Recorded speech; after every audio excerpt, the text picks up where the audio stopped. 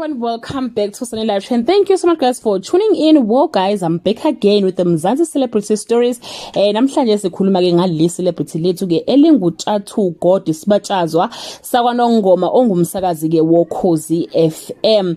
Well ke guys, namhlanje ke imiyalezo lokhu ingene njalo kwekhala uqinqini lapha ku social media kaTshatha emva ukuthi ke eposte ke isithombe sikankosikazi wakhe uMasikhosana no ke utholeke umntwana ke omncane bese bhala kanje uTshatha wathi siyabonga kakhulu kumdali wezulu nomhlaba ngalesi sipho esiyilungelisha lomndeni wakwaNgobe kwanjengonina. Siyabonga futhi nakulentokazi yakwaSikhosana esikhombisile ukuthi ke izomisa mpo umuzi wakwaMadumisa.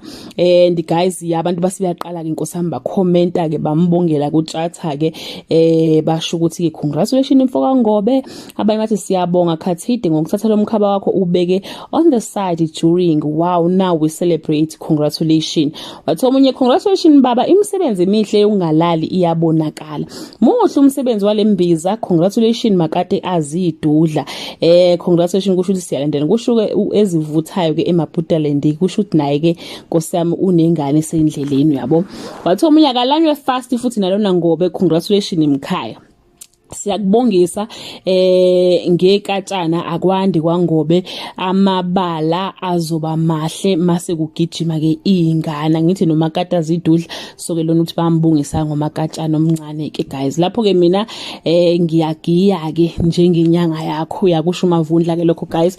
uTshatha guys unabo abanye abantwana, amunye amzana naye uMasikhosana kade naye celebrate birthday yakhe mhla ka 1 June. Kusho ukuthi umakata zidudla mombalelo uyale emuva, kusho ukuthi hayi cha ngiyadlala guys angikho lapho.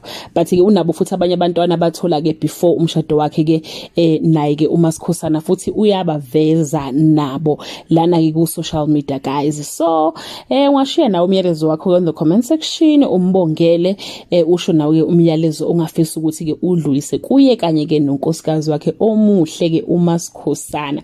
That brings us to the end of this video. Do leave your comment below and share your opinion. Bye.